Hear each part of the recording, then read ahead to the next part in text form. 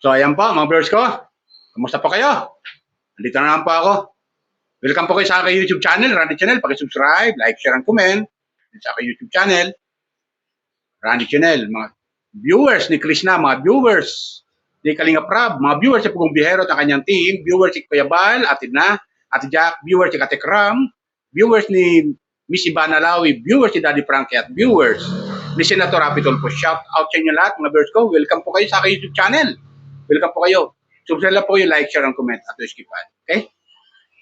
Tuloy tayo mga viewers ko. Mga kabayan ko dyan, lalo sa ibang bansa, ng mga kaspapanatik, ng mga OFW. Welcome po kayo sa aking YouTube channel. Kung di po yan nakapag-subscribe, subscribe lang po kayo, like, share, and comment. Okay? Tuloy tayo. Ito, bibigyan lang ako ng comment, reaction, patungkol kay Krishna. Viewers ko. Kaya, palagi ko itong, kung napapansin nyo mga viewers ko, sa aking mga upload video, hindi lang si Krishna ang aking kinokomentoryahan. Maging yung ibang mga charity vlogger na mga hinahangaan ko, yung mga nabanggit ko, ay nagbibigay ako ng comment sa kailang mga video upload nito. At ang comment ko, mga viewers ko, mapapansin nyo, puro papuri sa kanila. Para sila na mga charity vlogger na hinahangaan natin, ay maging masigla o maging aktibo lagi sa kailang mga tinutulungan bilang charity vlogger. Lalo yung mga kababayan natin na tinutulungan nila na masigit na nangangailangan. Yan ang gusto-gusto ko sa kanila eh. Kaya bakit ganun lang ako sumuporta sa kanila. Hindi lang isa ang aking sinusuportahan. Hindi lang dito si Krishna, hindi lang si Pugong Bihero, hindi lang si Kalinga Prab, maging si Miss Ivana Lawi, maging kay Senator Rapi Tulfo sa kanyang mga upload video sa RTIA, sa kanyang programa, ay kumukuha ko ng mga videos dito para lang ipakita ko sa inyo kung ano yung magandang ginagawa nila sa mga kababayan natin. So, ganon. Nakita niyo naman kay Senator Rapi Tulfo yung mga inaapi ng mga kababayan natin. Di ba? Ganon yun. Tinutulungan niya yung mga inaapi. Kasi, napakaganda kanyang programa ni Senator Rapi Tulfo. Kahanga-hanga. Maraming mga solusyon siyang natutupad na nagagawa sa mga problema. Marami siyang nasusolusyonan ng mga problema. Lalo-lalo na yung mga kababayan natin na inaapi ng mga amo nila, ng ilang pulis na pasaway, ng ilang mga mayayaman, di ba? Ng ilang kumpanya na mga kababayan natin na inaapi, pinagtatagol si Senator Rapi Tulfo. So, ganun ako. Kaya todo yung aking paghanga sa kanila, pagsuporta. So, ganun. Ganun ako. Tataka kayo sa akin. Bakit ganun na lang ako? Dito naman kay Krishna, mga viewers ko. Kakaiba naman kasi yung kanyang dating sa atin, mga viewers ko. Isa sa mga dalaga na hinahangaan natin na napaka-responsabling dalaga. Napakasipag na dalaga. Di ba? Napakasipag at maganda. Di ba ganun yung mga viewers ko? Comment lang kayo ha kung tama sasabi ko. Ito, bibigyan ko ng comment kay Krishna tungkol sa ginagawa niya. Kasi napanood ko kanyang upload video noong isang araw na siya ay talagang balik pagsasaka. Balik pagtatanim sa bukid. Di ba? So, ganun siya. Kasi yun naman talaga nakagisnan niya na trabaho. Yun ang kinagisnan niya. Kaya binalikan niya. Siguro namimiss niya na pagkatapos niya kasakasaman pagmimiss nila Pugong Bihero, di ba? Kasakasama sa pagmimiss nila Pugong Bihero at sa pamamasyal doon sa Mindoro at magi sa Maynila sa pamamasyal, binalikan niya yung dati niya nakagawian. At ito yung napapanood na natin. Kung dati, hindi natin siya napapanood sa mga ginagawa niya, ngayon napapanood na natin dahil naibablog na niya yung kanyang mga gawain dati. Di ba? Ganun yung mga viewers ko. Ito, papakita ko sa inyo mga viewers ko. Comment lang kayo kung ano masabi nyo ha, mga kabayan ko. Lalo yung mga Krispo pa natin dyan, mga viewers si Krishna. Sulit, supporter ni Pugong Bihero na mga nanonood kay Krishna. Ito, comment lang kayo ha, kung ano masabi nyo rito kay Krishna. Ito, panoorin natin. Natutuwa lang ako sa kanya, mga viewers ko. Bilang isa sa mga tagahanga niya. So, panoorin natin. Kayo na humusga, ha? Comment lang kayo kung ano masasabi niyo. Balik natin. Papakagamay ko na.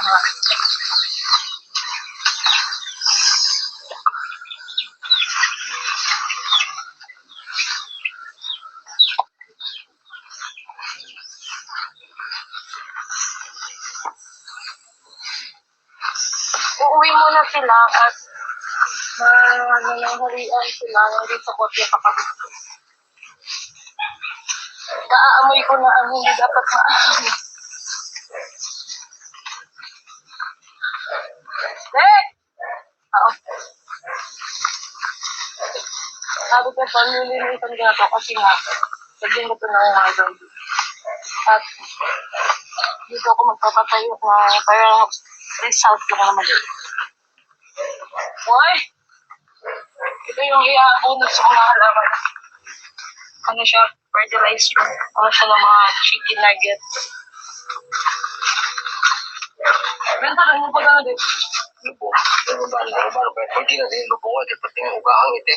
Murag yung tagod. Yan lang eh. Lupo na puno ang kakaalang kuwan nga eh. Puno at kakaw. Sayang mga kakaw ng gamot. Mga kuwan. Ano ko ito ba ano? Ako ito wala rin. Kung durian dito sa puno wala. Angal po kito rin. Grabe gamot. Nga. Parang kaya ng kuwan. Gamot? Alat. Amo na ang nabilan. Doon ako man muna. Abuno. Ng mga lupi ako. Ang lupi nagduwa ka. Kuwan. Kano. Wala ko pa ito. Bunungan niya. Ikaw rin sa buto. Wala kayo kahigan na nagpipisa. Nagpipisa o. Maawan na iyan. Ya. Bubod lang kaya ako. Sakit pa kayo. Oo eh. Huwag mo kayo. Ay. Pagod mo yung iti. Iti mo ba ang iti ha? Nagduwa ka ba naging talaga na? Duwa. Sama ba? Wala pa yun naman ito na. Magpapalik ka ito. Ang buti ko, mga saging din ano? Ang ganyan, ito lang yung doon din. Sa uban ba? Matulong yung mga uban mo? Wala.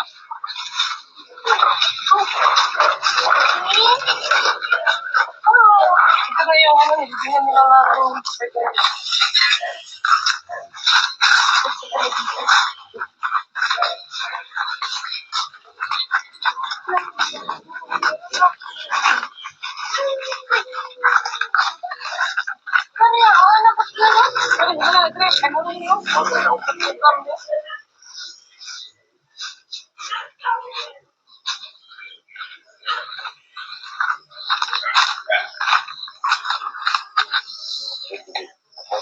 kamot na sa mga nagkakato bola. Ano po uga?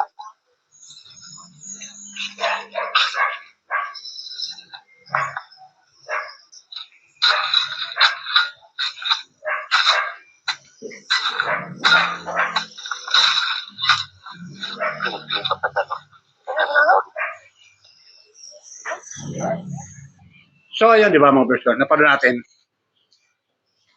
Meron silang, meron silang fertilizer para sa kailang mga pananim. Para nga naman maging maganda yung sibol ng tanim nila sa kailang rin. Di ba ganun yung mga verse ko?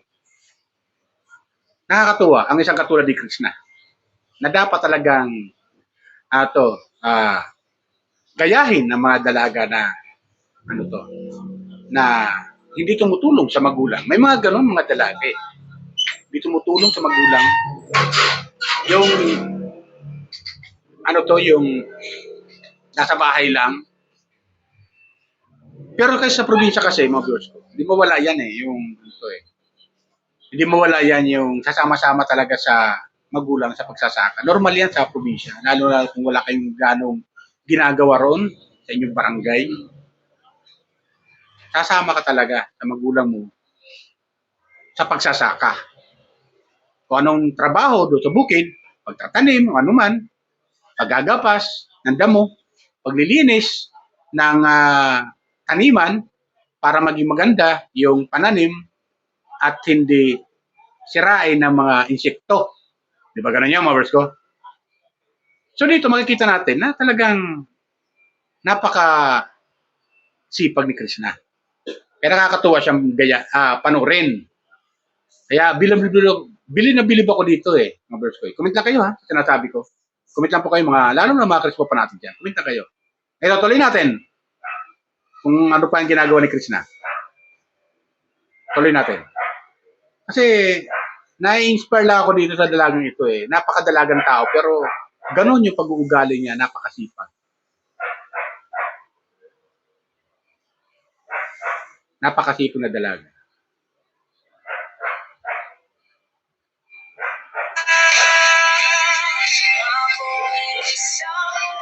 Makaka-copyright ako. Yan.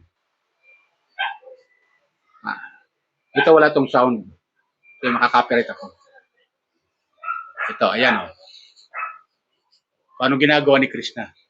Mga verse ko. Walang sound yan mga verse ko. Pasensya na kayo di ba? Nakakatuwa ang isang dalaga. Di ba? Nagagawa niya magtrabaho. Tumulong sa kanyang magulang. Di ba? Katulong niya yung kanyang pinsan. O nakababatang kapatid, mga verse ko. Nakakatawa ang isang katulad ni Krishna. Na pwedeng halimbawa sa mga dalaga, di ba? Ganun yun, mga verse ko. Kaya marami ang umahanga rito. Di kayo magtataka kung bakit ganun lang ang paghanga ng marami. At mababasa mo sa comment section, puro papuri sa kanya. Puro paghanga at puro paalala ang ginagawa, mga viewers ko. Puro paalala ang ginagawa ng mga tagahanga niya, mga followers ni Krishna sa kanya. Maganda yung comment. So, nakakatuwa. So, di ba? Lagyan natin ng sound mga viewers ko kasi kanina may music baka makaka-copyright ako Ayan.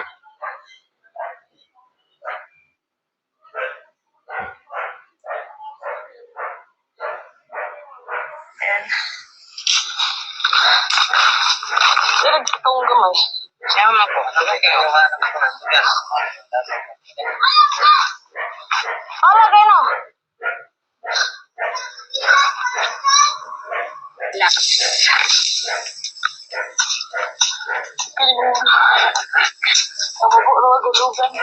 Ayan, napakaganda ang view. Ikaya ka lang dito. Tingin-tingin ko sa mga langgam na kumakain ng puno. Ay, bunga ng puno. Bunga sa puno. Bunga. Mga malaglag ba? Hindi malaglag to? Parang hindi naman marunong magtali. Ay, maus-us siya.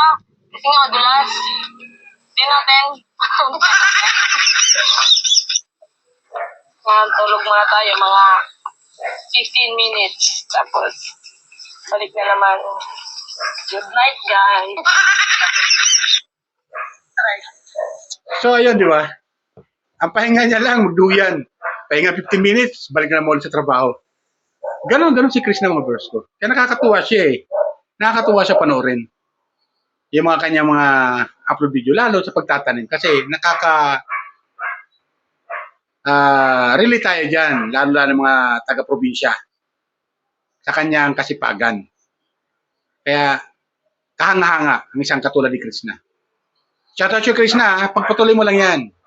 At kami mga viewers mo, ay tuloy-tuloy sa panonood sa iyo. Di ba ganun yun? Nakaka-inspired ang isang katulad ni Krishna. Talaga nag-i-enjoy siya kahit di siya kasama ng PB team, kahit di siya siguro bumalik muna sa PB house para sumama sa pagmimission. Alam niyo mga viewers ko, nag-i-enjoy siya Di ba? Pag ikay nag-i-enjoy ka sa ginagawa mo, talagang hindi mo mararamdaman yung pagod. Tama yung sabi niya pag napagod ka, pahinga ka. Tapos pag okay na, trabaho ulit. So, ganoon ang ginagawa niya. Ganon si Krishna. Kaya, di kayo magtataka kung bakit ganoon lang ang paghanga ng nakararami. sa comment section. May mga comment ka dito, mga bros. Basahin natin isa. Sana, good PM, Sir Randy. Sana, Krishna, hindi ka na bumalik sa PB House. Diyan ka na lang, mag-vlog ka na lang sa inyo. Totoo yan, mga bros. Pwede naman eh. Pwede naman siya hindi bumalik sa PB House kaagad-agad. Pero pwede naman siya. Welcome naman sa PB House. Kaila Pubier. Pwede naman siya doon eh. Tapos meron pa dito. Dahil Krishna, ang sipag mo talaga. Natutuwa ako sa iyo. Naalala ko yung aking anak na kasama ko dati sa aming bukirin. Mga ganon, mga comment.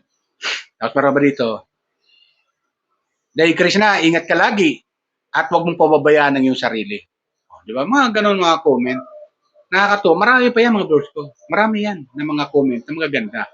May mga mangilan-ngilan na mga na mga against sa kanya, mangilan-ngilan lang yun. Pero mas marami pa rin pumapabor sa kanya. Di ba ganun yun? Pati yung mga buzzers, siguro niya, napapabilib niya na. Di ba? Kasi nga, ito si Krishna, hindi siya pumapatol doon sa mga buzzers. Hindi siya pumapatol. Bagamat may sabihan siya doon sa live ng kanyang kapatid na lalaki siguro yun na siguro nambaba sa kanya, pumapasok doon sa live ng atin niya, sinagot niya doon. Sabi nga niya nagpapapansin ka ba boy? Di ba? Yan ang sabi niya doon. Pero sabi naman ng atin niya, uy, huwag ka mag-away. Pero yun lang sabi niya. Pero ganoon pa man, kahit hindi siguro si Krishna muna mag-charity, pangsamantala, di ba? Kahit doon na sa kailang bukirin, doon na sa magbablog, sa pagtatanim lang, mataas pa rin ang views niya. Mataas pa rin. Kahit yun lang, sa pagtatanim, mataas pa rin. At marami ang nanonood sa kanya. Dahil marami ang natutuwa sa kanya, sa kanyang ginagawa. Hindi siya nakakainip panoorin yung kanyang video. Di ba? Mga vlog niya. Hindi nakakainip. Bagkos, nakakaroon pa ng inspiration. Inspired. Nakaka-inspired talaga si Krishna. Di ba? Kung ikay may kunting sakahan, may matututunan ka dito kay Krishna sa pagtatanim. Di ba gano'n yun? Kasama ang tiyuhin niya, mga kapatid niya, pinsan niya. So, ganun tutulong-tulong sila. Ganon si Krishna, mga bro. Di ba? Share sa akin, mga bro, sana gusto niyo yung aking comment, react sa video, patungkol kay Krishna. Sana, tuloy-tuloy lang panonood natin sa kanya sa mga next upload video niya. Bagamat, bibihira siya mag-upload kasi nga, mahina ang signal doon sa kanila, lugar. Siguro, pag nakababa siya ng city, kung may mga video upload siya, mga video na nakuha doon sa kanyang pagtatanim, sa kailang lugar, doon lalo na sa lugar ng lula niya, dahil malawak yung paligid ng kanyang ng lupay ng lula niya doon, siguro, mapapanood din natin sa mga susunod na video upload niya. Okay? Isusunod natin si Krishna, mga birds ko. At gano'n sa akin, mga birds ko. Maglalabig lang po ako sa inyo. Baka may nanonood dyan, hindi pa nakapag-subscribe sa aking YouTube channel. Lalo mga tagahan ni Krishna. Alam ko nanonood kayo kay Krishna. Mga supporter kayo ni Krishna. Baka po pwede naman. Maglalabig lang po ako sa inyo. Subscribe naman po kayo sa aking YouTube channel. Like, share, and comment. At no skip pa. Okay? At doon naman sa mga nakapag-subscribe na sa akin, maraming salamat sa inyo. Talagang tinatanaw kong nautang na loob. Okay? Yan po. Bye! Ingat po lagi. Pagpalain po tayo ng poong may kapal.